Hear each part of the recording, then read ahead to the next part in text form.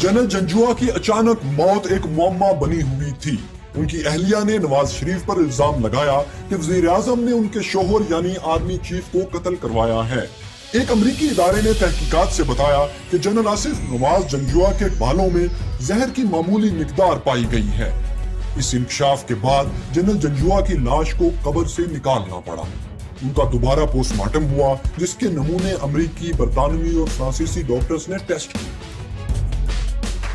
उनकी मुश्तरका रिपोर्ट में जनरल जंजुआ की मौत को एक हादसा करार दिया गया और लिखा गया कि उनके जिस्म से जहर के शवाहिद नहीं मिले।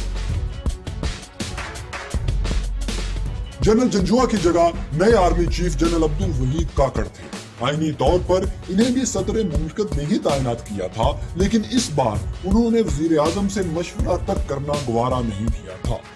ये बात भी दोनों रहनुमाओं में एक मुस्तकिल तनाज़े का बायस बनी रही।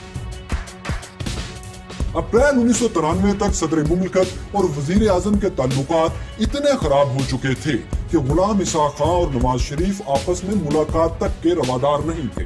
गुलाम इसहाक खां के अपने अल्फाज में दोनों के दरमियान ताल्लुकात पाक भारत से भी ज्यादा कशीदा हो चुके थे।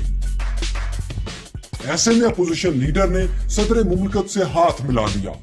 वो हुकूमत गिराने के लिए बहुत बेचैन थी, इतनी बेचैन कि उन्होंने अपने अराकीन असम्बली के इस्तीफे तक सदर मुमलिकत को जमा करवा दिए।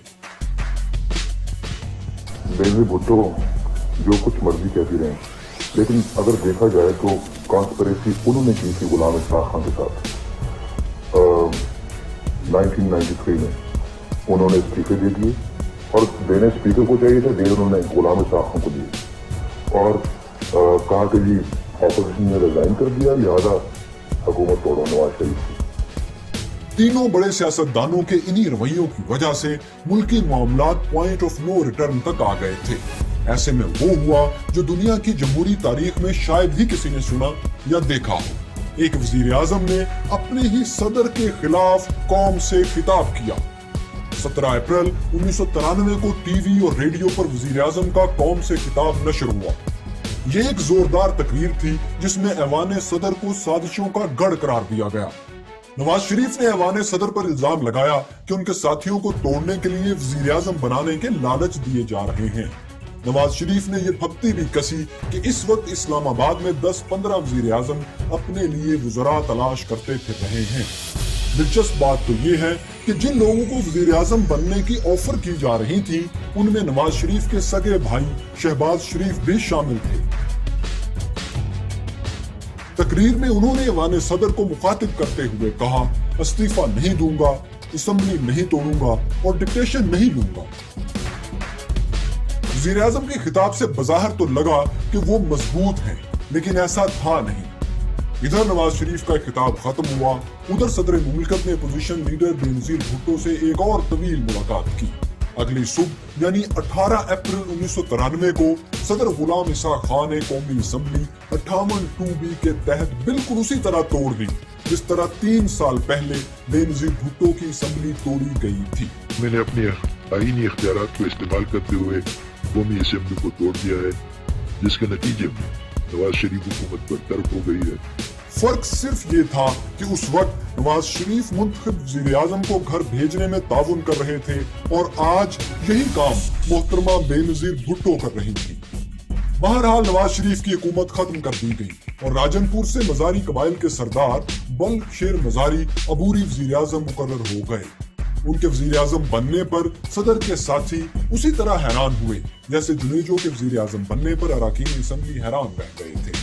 लेकिन इससे भी ज्यादा हैरत की बात यह थी कि 2 साल से गिरफ्तार आसिफ अली जरदारी को रिहा कर दिया गया और निगरान हुकूमत में वजारत सौंप दी गई।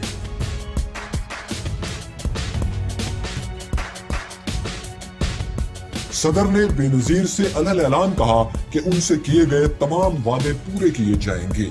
इन तमाम बातों से यह साबित हो रहा था कि हुकूमत का खात्मा बेनजीर भुट्टो और सदर मुमलिकत की खुफिया डील का नतीजा है। इस डील में यह भी तय पाया था कि मोहतरमा भुट्टो इलेक्शन जीतने के बाद सदर गुलाम इसहाक खां को दोबारा सदर मुंतखब करवाएंगी। इस पर एक सितम ज़रीफ ने कार्टून बनाया कि वो जो 3 साल पहले इसाक खां को गो बाबा गो कहते थे, अब स्टे बाबा स्टे कह रहे हैं।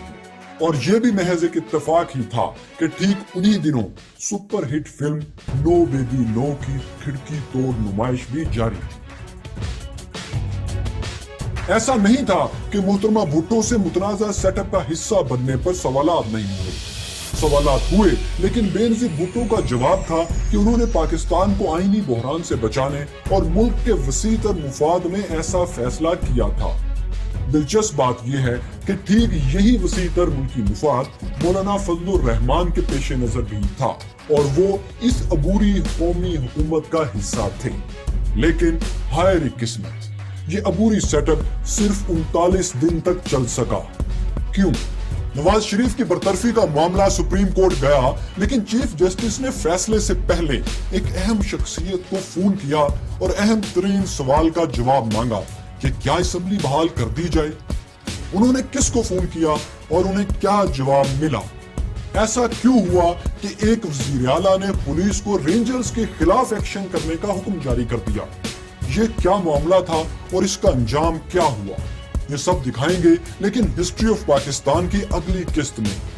अगर अब तक आपने पाकिस्तान कहानी की तमाम इकसात यानी पाकिस्तान की मुकम्मल तारीख 1947 से अब तक एक सनसनीखेज अंदाज में नहीं देखी, तो इस प्लेलिस्ट पर क्लिक कीजिए और पाकिस्तान के बारे में वो सब कुछ जान जाइए जो शायद अब तक आप ना जानते हैं।